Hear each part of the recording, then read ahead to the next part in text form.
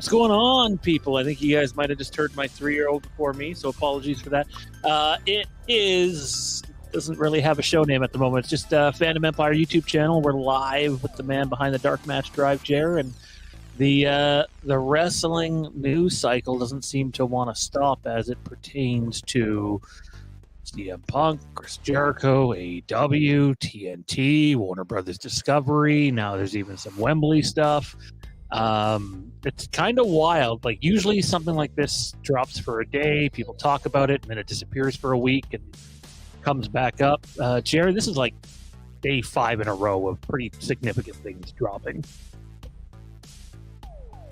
Oh, you're muted. I caught it too, and I was like, muted. Yeah, like, I think the news cycle is picking up for multiple reasons. It just so happens there's news on every front right now. I mean, the all-in tickets, the email thing is like 45,000 right now, I saw. So, I mean, that's picking up really well, and tickets don't even go on sale for another 3 weeks. The CM Punk thing is interesting. I mean, we had Brandon Cutler tweeted yesterday in response to somebody talking about Punk gaslighting AEW, and he was like, someone gets it. And that tweet only lasted about 5 minutes, if that. It's funny. I remember, like, I was joking. Like, I knew it would probably get taken down. So when yeah. I sent you that, I'm like, oh, how long till this gets taken down? Literally within 5 minutes. Yep.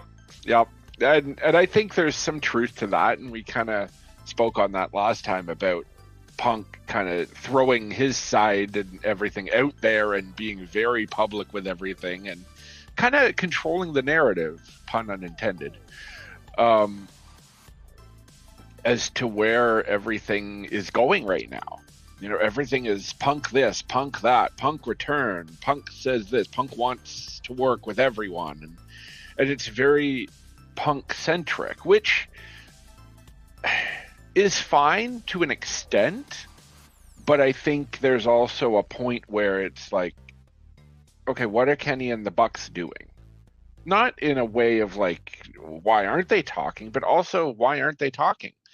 You know, are they just keeping it to themselves and letting Punk kind of, you know, give Punk enough rope, essentially? It feels like they're kind of just stepping back and letting Punk be Punk, in a sense, and then kind of seeing where it goes from there. So I'm going to play devil's advocate here a little bit. So you mentioned the Brandon Cutler thing, which I can only assume Tony Khan was not overly thrilled with. Definitely. You know, I think it's one, and this is not to diminish Brandon Cutler, because Brandon Cutler will do more in the wrestling industry than I could ever dream of. But when you get someone of Brandon Cutler's stature out there doing something like that, after everything that's gone on, it's just pouring more gasoline on the fire, in my opinion, and really backing up a lot of the reports that have been out there from now. You can dislike or like whoever you want, but you got Meltzer, you got Zarian, you got Sean Ross Sapp, you got other people now starting to come forward with a lot of this stuff. And yes, Punk is apparently, obviously someone from Camp Punk, or maybe Camp Con, are letting a lot of this out. But let's just remember that when all this happened, the only thing that was being said was stuff from the Bucks side and their camp for like months. And now that it's coming from apparently Punk's camp, there's a problem. I wonder, like, there's going to be people that are pro Punk. There's going to be people that are pro the Elite. But I wonder if the people that are in the middle that just want to see good wrestling, regardless of what your preferred wrestling style is, outweigh both of those sides. I don't know. But something's got to give here eventually, one way or another. Like, I think so, yeah. Under the same roof at some point. Exactly, right? I mean, all signs are pointing to Punk returning. Are they going to hold the Elite off, you know, all out in, you know, September just because Punk's on the show? I highly doubt that. They're going to be in the same locker room. And, I mean, Punk is making an effort to smooth things over with the locker room. And that, I mean, that's where it kind of ends as far as Punk goes, because then the ball is in the court of the locker room. You know, do they accept this version of Punk coming back and wanting to actually work with AEW and, you know, mend fences and do what's, you know, best for business, so to speak? Andrew Zarian said today, and those of you that don't know who Andrew Zarian is, Jared and I took some time this morning to figure out. He does the I forget what his podcast name is now. Matt Men, I think. Matt Men, I think. Yeah, it's Matt Men, and he also works for what's the channel there? The Observer's on. Oh, Figure Four, something like that. Yeah, Figure Four Online. So he's on both of those, but he has some sort of weird connection to Warner Brothers. And the reason why I tend to trust literally everything that this guy said today is he randomly dropped some Game of Thrones information that I'd heard some rumors about, but I was like, wait a second. So then I went and, you know, cross-sourced that information too. It's like, oh no, he's spot on. That doesn't mean his wrestling stuff's spot on, but it seems most people from the digging that I've done trust this guy. And I just want to get into what he had to say here, man. I'm going to share my screen. Hopefully this will work. I don't think this article covers it all. Can you see it? I can't tell if you can see it or not. Yep. Okay, so can you zoom in on the font a little? Let me see. Things don't work as fast now that I'm out in the middle of nowhere. That took me about 4 seconds just to go back to our StreamYards page.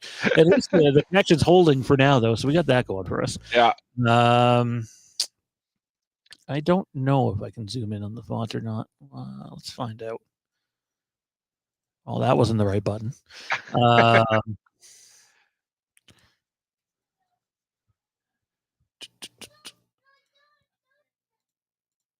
There we go. How about that? Perfect. All right. So the article goes on to say, this is from WrestlingNews.co. It was originally reported by Andrew Zarian of the Mat Men podcast in March that AEW and Warner Brothers Discovery were closing in on a deal to add a third AEW show, similar to Rampage, indicating a 1-hour series, and teased it could air on Saturday nights. All Elite Wrestling recently filed a trademark for AEW Collision. The funny thing is they filed the wrong trademark at first, and it was like Coloson. So that's a whole story on its own. That's awesome.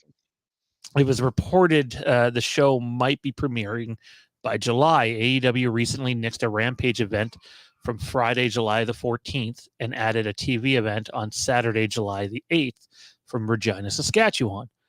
Reports came out this week that CM Punk is returning to the promotion with a tentative plan for it to happen on the June 21st edition of AEW Dynamite in Chicago.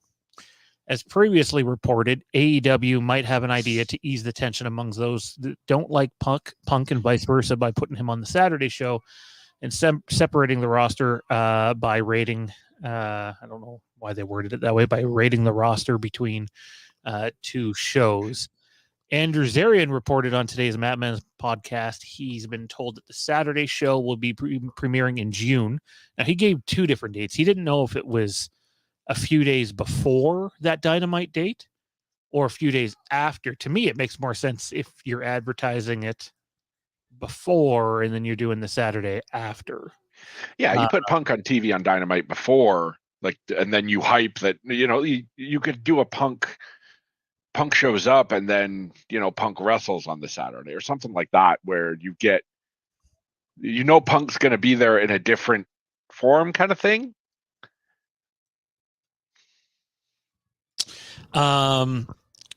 Here's what I understand. The show looks to be starting on June the 17th in Chicago, a Saturday night show. I'm hearing it's a 2-hour show from 8 to 10 on Saturday. So a few things there. The article doesn't mention that later on in the show, and I listened to the whole thing earlier, that he might have the Saturday date wrong. That might be the following Saturday, not that Saturday. And to me, that makes more sense. Yeah. Also, it's been out there for a while that Saturday show might have ended up being what did they say? 6:05, like WCW Saturday Night thing. Yeah. But it doesn't I sound saw like it's that going to be report. like that at all. It sounds like it's going to be a primetime show. They're looking for essentially Dynamite 2.0. Yep. Let's see what else the article notes here. Zarian noted the show is supposed to be called Collision. It was pointed out that there's not currently an AEW show announced for June 17th. That will likely change once the show is officially announced. He said, maybe I'm wrong on the date. Don't hold me to it. I believe I heard it was June. What are you going to do to a Saturday show in the same building and then go back to Dynamite? Maybe I'm wrong here.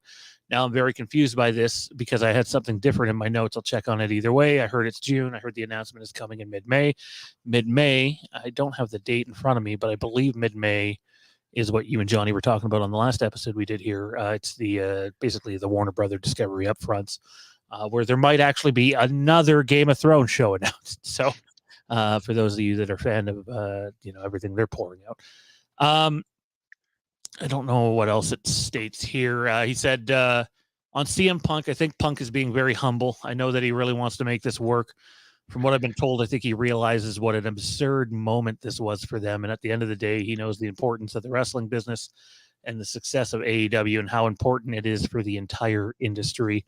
The article doesn't cover it here, which is rather convenient, but he mentions in that show that the meeting between Punk and Jericho is not just Punk and Jericho, it's Punk, Jericho, Tony, FTR, and then he mentioned there's probably a couple other people.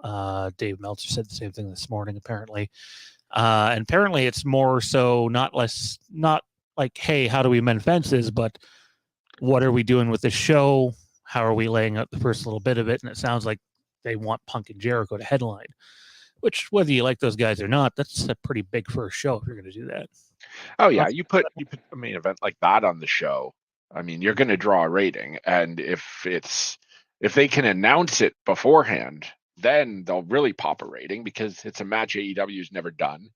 It's a pay-per-view worthy match, and you want to, because there's going to be the interest of, hey, what's this new show like? So you're going to get those eyes on it. But then you're going to get eyes on it of, hey, CM Punk versus Chris Jericho on a Saturday night? I'll watch that. And then those could even be the new eyes, which, I mean, the casual viewer is what it is, and it may not exist as much as people want to believe it does, but that is what you want to put on if you're trying to attract a casual viewer. The NBA Finals just so happened to end, depending on what the date is, 1 to 2 weeks prior to that too, which is rather convenient. And he did mention that he knew a lot of people were saying it would likely be TBS, but as far as he knows, it's TNT. So that's another interesting little development. Okay. He also mentioned that Warner Brothers Discovery is involved in some way. They're going to do something / get something. He wasn't sure if they're going to get All Out or if maybe, because they have not announced this as a pay-per-view yet, that the Wembley All In might be an exclusive to Max thing. He also mentioned, don't be surprised if MJF is a big part of the promotion, being his name is Max, the streaming service name's Max. It kind of sells itself. And I never really thought about that. I didn't even know the name until we were talking the other night. So it seems like there's a lot of wheels turning here, man. Bit of a bummer if all the reports seem to be true that they're just not willing to work together, meaning Punk and the Elite. He did say, though, it runs deeper than that. There are other people in that company that just don't want to work with other people, and this might be the best bet. And he described the split as more of a, you're not the Collision brand and you're not the Dynamite brand, but when this guy's on Collision, that guy's probably going to be on Dynamite, and etc. And it makes sense, but you still got to live under the same roof under pay-per-views. Exactly, that's the thing. Like, and Punk being smart, like the end of that article says, like, Punk wants what's best for the company. And has he always wanted it? No. I mean, he did go into business for himself a couple times, and he acknowledges that, and wants to make amends for that. And that's the thing about Punk, is he knows that what is best for AEW is best for everyone involved, because if the promotion is at its best, then you're selling out arenas, you're selling out pay-per-views, you're doing TV ratings. All these things are indicators of, positive momentum in a company. And you can't have guys just be completely unwilling to work with each other when, okay, let's say they do a 4-month angle between the Elite and Punk and FTR, and then they just go their separate ways. They will have gotten what the audience is craving for. There's so much heat on this angle that they haven't even started, and I don't know if they will start it, but because people want to see this angle, and you would be a detriment to the business of AEW to not go forward with something. Let's say the Bucks don't want to work with Punk. Okay, that's fine. You can do Kenny. You need to be able to do something out of this. Otherwise, it's going to be a lost opportunity. And Punk is smart enough to know that. I think Kenny's smart enough to know that too. If the Bucks want to hold a grudge, okay, that's fine. But there's money to be made here. And they can do the split roster, but they need to at least be in the same room together. That's the thing. Because if Punk wants to go work on Collision and the Bucks want to work on Dynamite, that's fine. But they need to come to an agreement where, okay, we need to be adults and address this situation where we can be co-workers. Not even in the ring, but to be able to function. Because come pay-per-views, it's going to be the talk of the locker room of, hey, Punk and the Bucks are going to be in the same room, or do you put Punk in a separate locker room? And that is another can of worms where you don't want to have a superstar attitude for Punk and treat him different than the locker room. And Punk wouldn't want that. At least I don't think so. He goes on his high horse once in a while, but I don't think he would want to present himself that way to the locker room as being inaccessible. I've heard stories of Ricky Starks and Jungle Boy saying Punk is very accessible to us and is, helping us in the locker room and so on and so forth. So, there has to be some common ground in that locker room to function. And I don't think splitting the roster's an answer, really. Yeah, it's, if they're doing that, whether it's a permanent thing that you get brand Dynamite, brand Collision, whatever. I think the roster's deep enough to do, but even if it's not an official roster split, and it's just like, okay, well, if the Elite are booked on Dynamite this week, we're booking Punk over on that week, or Punk and FTR, and it runs deeper than that too. There's the Andrade thing, and apparently his contract's coming up, but he's been hurt, so I guess they're going to add time to that. Unless they just want the headache to go away. So also a possibility. So there's that. One of the things I found to be a little bit controversial that he says on that show, and I've heard some people bring it up too, but I never really put much stock into it, is he said, as far as I know, Punk and Tony Khan are perfectly fine. Like, they're on the same page here, and that's creating some issues with some other people. And I hate comparing CM Punk to Hulk Hogan, because I think one's a piece of shit of a human being, and the other one is Hulk Hogan. And I think there's a, I think there's a difference between the two. But it does almost feel like that, if that's true. Like, even, hey, I'm the biggest Punk fan, but there was a time and a place to do what he did, and he didn't handle it right. And but hey, if you have the boss's ear, and if the network is also behind you, you'd mentioned to me earlier that that's obviously not the only reason for a show, but like, I'd mentioned to you, look, if you're getting 2 more hours of primetime TV, and I do want to touch on Justin's comment here in a second, how is that not better for the entire company? Because you got guys that get 6 minutes of TV a week right now that are not exposed enough, not developed enough, just in terms of an entertainment side of things. To me, this is a huge win. A huge win. They also, I don't know if you heard, but they touched on a possible new deal between AEW and Warner Brother about both of the shows moving forward, and the number was a lot higher than I thought it would be. So they were talking upwards of $150 million per year for the entire bit. So and still covering costs. Apparently, so okay, that's impressive. To be fair, they said between 1 and 150. So if it's closer to 1, that's than 150. Yeah. But that's also adding a second show, so that's more production costs as well. So it might be closer to 1, but they did mention that in it, and they didn't say a deal was imminent or anything, but that they seem pretty embedded together, and AEW is not going anywhere basically. So, oh yeah, they are firmly entrenched. And another thing that is interesting is Tony is not necessarily afraid to speak up when he wants something from Warner Brothers Discovery, because the whole Jay Briscoe thing happened and Warner Brothers refused to air a tribute show to him, and Tony said, no, we need to do this and I will fight you on it, and I want Mark Briscoe on TV. And it took them a week, and they bent the knee. That fits with the brand. But yeah, I don't know, man. I just think the idea of having, like, I seen Tay Mello basically put something on her Instagram that was in reference to what I'm sure you did. Deadspin did, and it was basically what a gaslighter is. I just thought to myself, like, shut the fuck up. Like, really? Like, yeah, you're one to talk. I mean, honestly, like, some stuff. Okay, so there's backstage drama that is interesting and cool, and then there's stuff that's like, okay, we get it. It's not that interesting. Let's move on. And I mean, if Punk is gaslighting them, what can you do about it? Punk's coming back no matter what. That's what it seems like.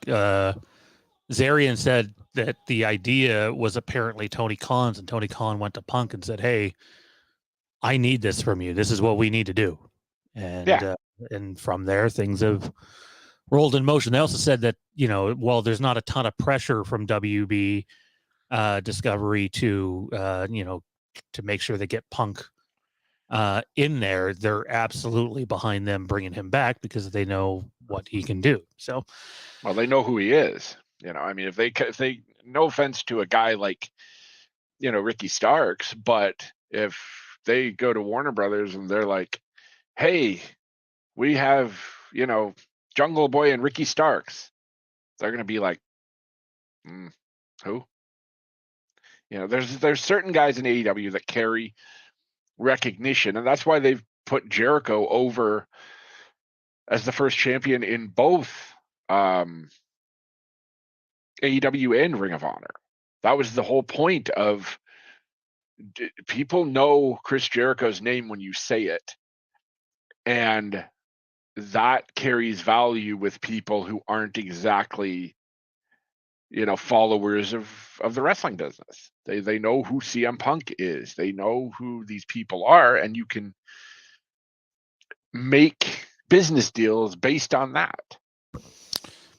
So, I strongly suggest everybody goes and listens to it. I'm going to post a link in the chat here. Hopefully it posts. I don't know if it will or not. Of the show. I mean, they're the ones covering it. Andrew Zarian is the one putting it out there. Probably right to support him. It's his stuff that's going out there. The same way you can support Jer's Dark Match Drive. He posted it earlier. The Facebook group's there.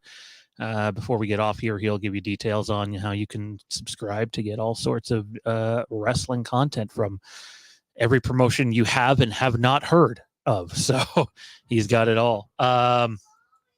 So I guess just for me, man, do you not just do a hard roster split at this point? I know there's people that don't like the roster split, but if you're having that many issues and, like, clearly things are moving forward and you got a guy like Brandon Cutler coming out and spewing shit, and the you know, Dave and Brian Alvarez have obviously been a little butthurt lately over what's gone on, and then Punk was obviously butthurt over the Moxley thing. I almost can't help but wonder if maybe a roster split is the best decision, but it still does not solve your issue for special events or pay-per-views, because then all of a sudden people who maybe see each other once a month during a random crossover see each other once every 3 months, and what's that situation like? I'm sure you don't want them showing up to Forbidden Door or Wembley and just having a horrible feeling backstage. Yeah, I agree. Like, if you do a soft roster split, that's fine, and it's not, pointed out on camera, basically.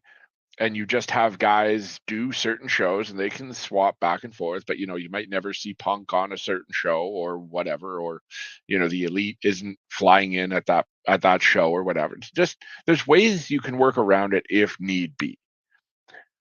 I mean, do they come across as a bunch of babies who won't work together? Absolutely.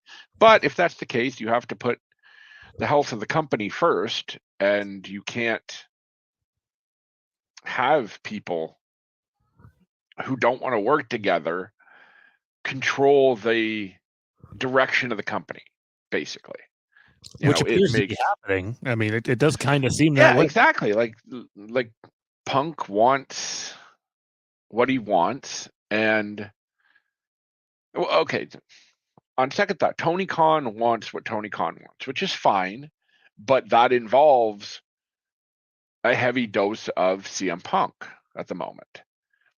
And it seems like he doesn't care whether that rubs people the wrong way. I mean, at least this meeting with Jericho is an attempt to, help kind of mend fences and whatnot, because Jericho was kind of the locker room leader, not necessarily the anti-Punk camp, but the anti-drama camp, and basically said, no, we don't need this toxic environment for us to work in. And they've spent the last 8 months rebuilding this locker room as a united unit, and now you kind of need to ease Punk back in slowly almost, and reassure the locker room that, hey, this guy isn't going to screw around anymore. Yeah, I did find it interesting, though, that Andrew Zarian said that he didn't think the meeting was about mending fences and more so about how do you start the Saturday show and if Jericho and Punk can work together. And I'm sure there'll be a little bit of that, but he made pretty clear that the Elite are pretty ironclad on they're not going to do anything with him. And if you had asked me 6 months ago, I would have said it would have been Punk saying he's not going to do anything with the Elite and not the other way around. And even if you're an Elite fan, like, to me, that doesn't bode well for the future.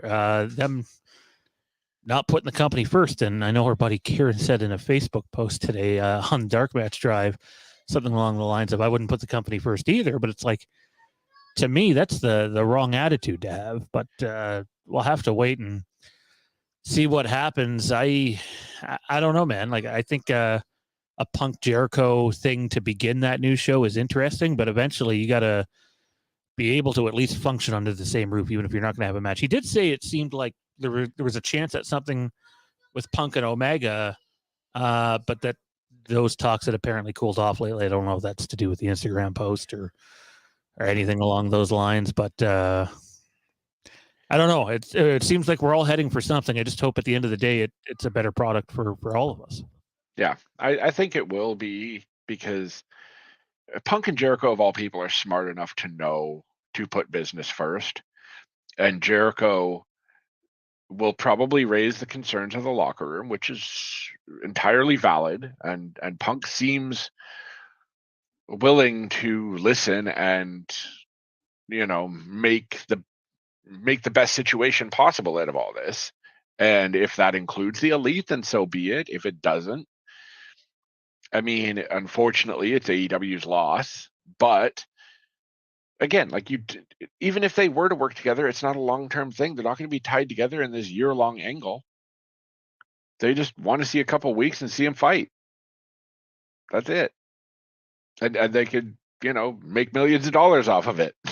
I'm assuming you want like a couple months out of the build up for it, but at the same time, still, it's like, okay, your program's 2, 3, 4 months at the absolute longest, and you never have to work together again unless you're in the ring in a battle royal or something like that. And exactly, get what you need to get out of it, and then leave it alone. That's what I don't get. Like, now there could be disagreement on people. I haven't heard many people, saying this, but there could be a big disagreement on who comes out on top. And to me, it's always been, if you do that match, you split it. You have one where it's a 6-man tag, and you have another where it's just Punk versus Omega, and FTR versus the Elite. And I don't know how you split it. You probably have Omega go over Punk. I always thought if you get that match at Wembley, them doing something similar to what Brett and Bulldog did would be really fun, and an ending like that too. Yeah. I'm thrilled Punk's coming back, barring, waking up on the wrong side of the bed. But at the same time, part of me is like, this probably should be more than what it's going to be. Andrew Zarian had mentioned that he thinks that right now the working plan is Punk versus Jericho and Punk and FTR versus the JAS. Not in terms of Wembley, but just as the new show starts and what you start that with. That would be all right. Maybe it leads to the Elite because JAS has their whole, we're sports entertainment stuff. So like there is a narrative there that fits, but. Yeah. And I mean, and by June, they're probably still going to be, because there's a lot of matches they haven't gone through with the Elite and the Blackpool Combat Club. So, I mean, there's still meat left on that bone. So even if Punk comes back, you don't want to immediately shoehorn the Elite out of that just because Punk's back. You want to have a satisfying conclusion, let Punk do his Jericho thing. And then once those are both finished, then they've got nothing to do. Then they can, all go to the playground together. If I were Punk, strictly Punk, and I know he might not want to do this, apologies for my little guy in the background, I would go in and put Jericho over, even if it means outside interference by JAS. Maybe that's not his first match back. It might be a 6-man tag, but just show your willingness to put someone over you don't like, and maybe that sends a message. I don't know. Just a thought. Yeah. I mean, well, Justin brought up an interesting point that I want to touch on. Jericho holding the grudge against Punk since the podcast. Yes, I firmly believe Jericho does not like Punk. Jericho has not liked Punk. There was a situation where Canada, this is going back even further, they were working a show together. Jericho and Edge were teaming up against Punk and someone. I forget who it was. But it was the Canada gold medal game. I want to say I don't know, 2008, maybe, something like that. I don't know, whatever the year would have been. You're muted.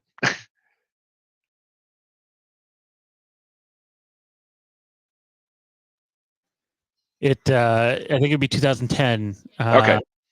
Yeah, I think it'd have to be 2010. Yeah. So they're backstage, and they've all been around long enough. They don't need to really put a match together. They just need the finish, and they can go. And so Edge and Jericho are obviously watching this gold medal game. And so they didn't want to, you can put a match together anytime you want. You only get to watch a gold medal game every couple of years. So they said, well, we'll call it in the ring and, whatever. I guess Punk got real upset about that and was like, you guys aren't being professional, and we're here to put a match together, and so on and so forth. And Jericho was like, the hell. So there's been long-standing back and forth issues between Punk and Jericho for years. So let me ask this quickly. I got to get going here. I'm having a kid problem in the background. Justin mentioned the idea of a Saturday night show. Obviously, it's going to have a ton of competition. So what do you do for basketball season? That's my question. Change the time slot?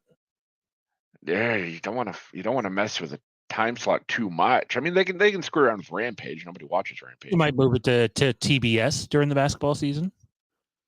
Yeah. I'd still be worried about carrying over, but I mean, they got to do something, obviously. I love the idea of a Saturday night wrestling show. That's just me. Oh, me too. I'm not saying it's not going to suffer a dip in the ratings because it's Saturday night, but the idea of a wrestling show on Saturday night, man, I'm totally for. I understand Justin's point on the Monday nights. I kind of wish they'd just tackle it myself too. But I like the idea of a Saturday night wrestling show. And this is coming in from a Maple Leaf fan who knows his team plays every single Saturday night at 7:00. So I'm fine with it. At least for another week and a half.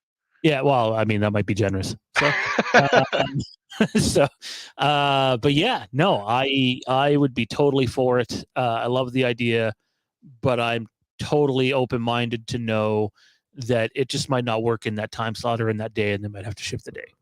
Yep, it's a tough time slot because, well, even in general, like sports are the weekends because people can kind of, go do the things that they need to do on the weekend and kind of ignore it. It's not, oh, I'm going to miss my ER or whatever, you know. All in the family is on at 7. We better be home. So, it's tough because people go out on weekends, right? People, go hang out with their friends, and they're not going to want to sit in front of the TV and watch 2 hours of wrestling. I mean, hopefully they do. Depends what I hope apps it you can shows get it on, right? success. Like all I see is people watching shit on their phones nowadays, right? So like, Yeah. they might be watching AEW on their phone at the bar. That's AEW could be on at the bar. Yeah. So, um, Yeah. I'm curious to see where this goes and what comes of it. We're going to have to run, though. If you want more wrestling content, we are working on a little something where we do our own little fantasy roster split. How would we divide the rosters? I will say this. He did mention that being Andrew Zarian in that show, that he thought it was kind of like the Elite and Blackpool Combat Club to one roster, and Punk, FTR, and JAS to the other roster, and then the rest kind of would go. I could see it working out. I think just logically it might work That out could that way. work. Yeah. I don't know if you can put JAS, Blackpool Combat Club, and the Elite all on one show and not leave Punk a whole lot to work with. So Yeah, exactly. You can't exactly leave Punk and FTR out to hang like that. Give them some quality competition. to David, Justin, Matt Whitfield, Elliot, and everybody else who popped into the chat, thank you. In terms of our content, I saw David mention earlier, we have a lot more coming. In fact, I have a Halloween stream coming this week. So if you're a Halloween fan, don't miss out on that. And don't believe every Friday the 13th, or rather Crystal Lake supposed picture you see on the internet. They're not actually, none of them are real at this point. It's that AI intelligence thing people keep using to make super quality photos and make it look like something it's not. They haven't even started filming people, so it's not that. Jared, where can everybody find you at? What do you got going on? Where can they sign up? You can find me at Dark Match Drive on Facebook. I thought I had the link there. You can find me on Twitter at Jamie Virtue. I post all sorts of random wrestling stuff.